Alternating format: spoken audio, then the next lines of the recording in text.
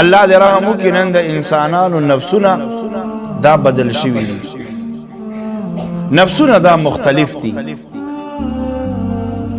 د انسان نفس دا دی چې دی به د بل په غم باندې غمجني د بل په خوشحالۍ باندې به خوشحاله وي یو نفس د زناورو دی یو نفس د غوا چیلۍ د ګډې بیزې دی د سره چې په غوجل کې خوا کې غوا میخه ګډه بیزه ولاړی که په هغې تکلیف یې ته احساس نه وي بعضې انسانانو نه غوا میخې جوړې شوي دي په کور کې به سره رور دی تکلیف باندې به وي دته به پته نه وي ګاونډ کې به سره بل ملګری په تکلیف وي دته به پته هم نه وي که ورته پته وي نو بیا هم نږدې نه ورځي بعضې خلکو نفسونه دا د مږو نفسونه دي د مږو تاسو به دا مږې کتلي وي خلک تنګوي کور کې یو ځای کې سوری کړی دی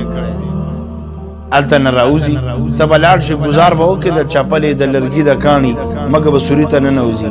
چې ډېر دی تنګ کړي نو سوری ورپسې بند کړي چې ګورې کور کې بل ځای کې به سوری وکړي هغه ځای ورته بند کړي بل ځای کې به سوری وکړي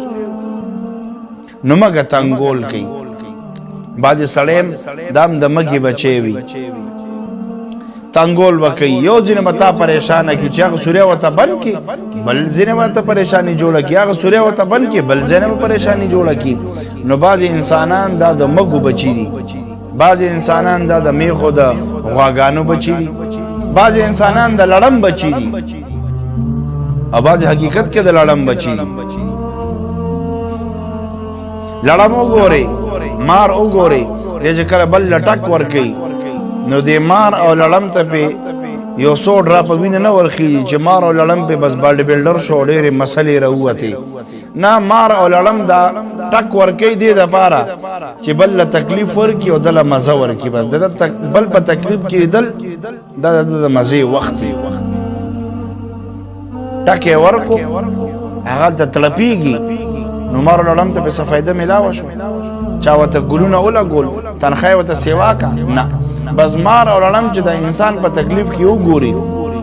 دله مزه ورکوي بعض انسانان هم داسې دي هغه نور هېڅ نه غواړي ورته وایه لکه ته دا کار ولې کې دا خلک ولې په عذاب یې و یاره بس چې دوی په تکلیف یې ماله مزه راکوي نو بعضې خلک دا د مار او د لړم زامن دي بعضې داسې دي چې د هغې نفس د سپو دی سپی تاسو وګورئ یو ځای کې چیلۍ پرته ده غټه چیلۍ ده مرداره ده او سپی ورلو دې نه خوراک کوي اوس غټه چیلۍ ده ظالم بچی ختمولی هم نشي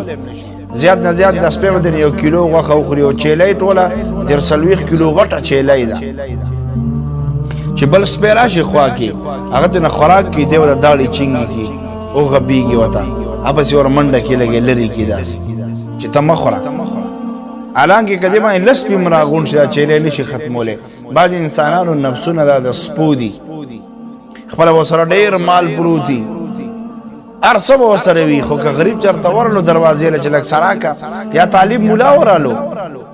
چلک زکاتونه ورځي دي لک خیر خیرات او یره تاسو تنګول اغستې زوي بعض ظالمان د سړي زکاتونه ورځو کې کور ته بار نه تعالی لګي نو دنه خلق ناس دی بیٹک په وروزي راوزي چې څوک فقیران ناشي وګوري ولا تعالی دی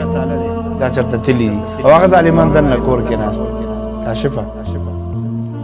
زمونږ علاقه کې امداسي دي بعض خلک بار تعالی لګولي خوار غریب ملنګ رالو کنه هغه وګوري چې هغه دا خو تلی دي او دا خو ډېر خسته کور دی هغه دنه ظالم زامن ناس